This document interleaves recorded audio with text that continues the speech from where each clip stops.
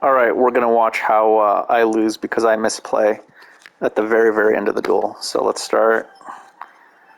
Runik's doing its craziness. The goal is to mill me out because he doesn't do a single bit of life point damage.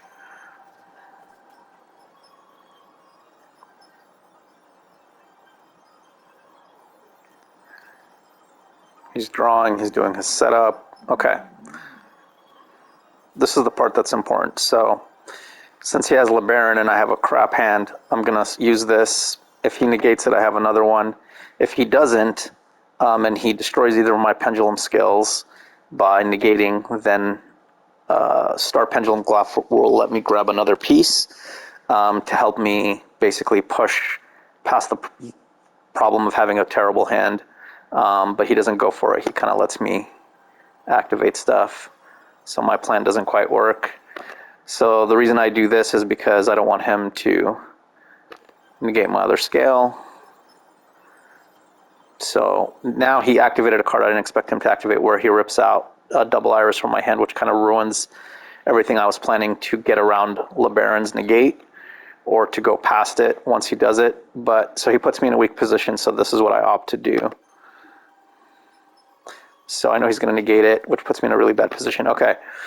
So now that he's negated it, I know I'm going to use Time Pendulum Graph at the very beginning of his turn before he enters his main phase to destroy LeBaron, because LeBaron's going to be a problem destroying my resources every turn by his destroy effect.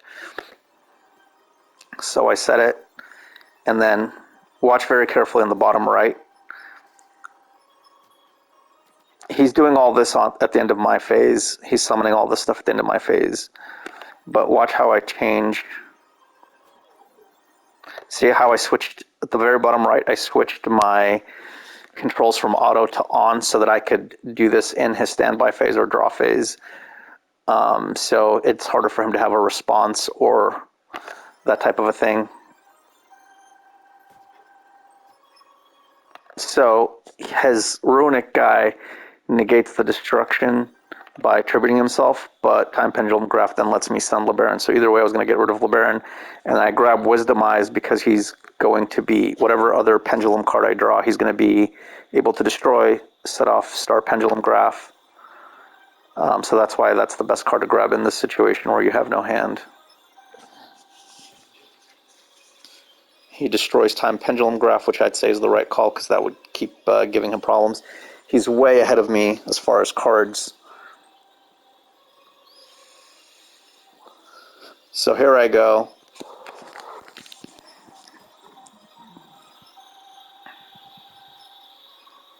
So he negates my Star Pendulum Graph when I destroy Wisdomize, and he chains Max C.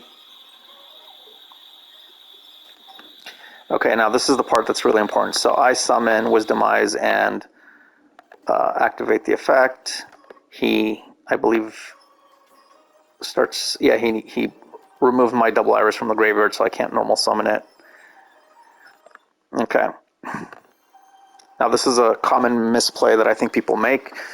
So this is all, he's doing all this on my turn before I enter battle phase, but people would think that I would go for, I could have made Electromite and then grabbed Astrograph from my deck, so on and so forth, but just in case he has another negate effect because he's been drawing cards, it's better for me to wipe his board off with my smaller attacks in case he, because these guys have no effects, I've already tried to use them, that kind of a thing, like Oath Dragon, and he Call from the Grave, so I'm going to wipe his board before I go for the Electromite play to refresh my hand and summon more monsters on my board.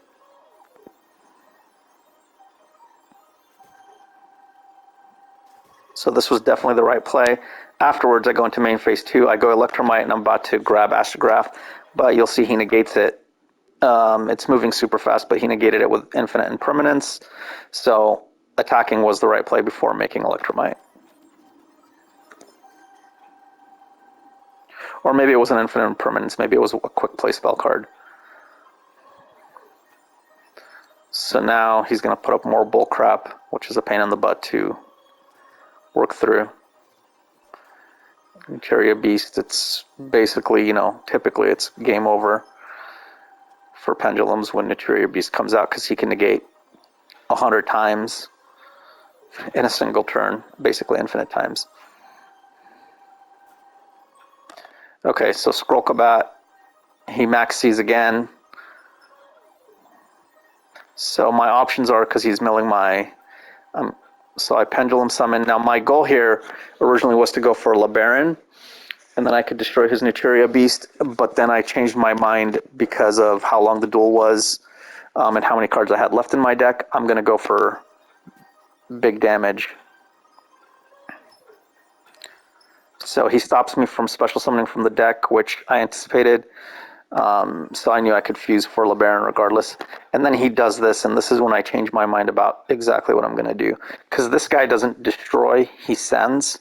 When he's destroyed, I could technically negate him with LeBaron, but I don't think I could push for game. So I'm going to try to do as much damage as possible so that next turn I can finish him. So instead of opting for LeBaron, I decide to go for this guy. Now, people could argue that LeBaron was the better move because I could use the destroy effect to destroy the monster on the field, then attack over his dragon, and then negate his dragon's effect. But I had 100% confidence that he could get rid of my LeBaron, and basically his life points would be too high.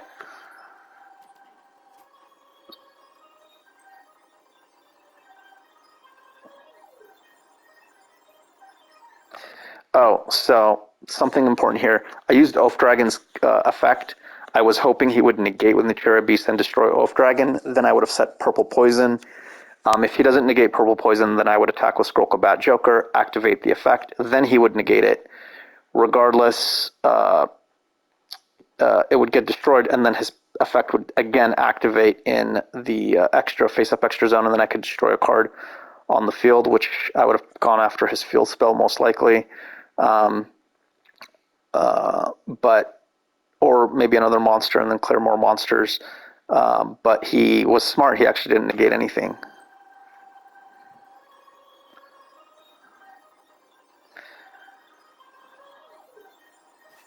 Okay, so the reason I left his dragon alive and went after his Naturia Beast is because if I attack with Scroll Combat Joker and destroy his dragon now, then his dragon would send my big monster, my 5,000 attacker, to the graveyard immediately. But if I leave it in face-up attack, he can't attack into my big monster. Basically, he'd have to attack into Scroll Combat Joker, doing more damage to him, and putting him in a weaker position. But that could have potentially been a misplay.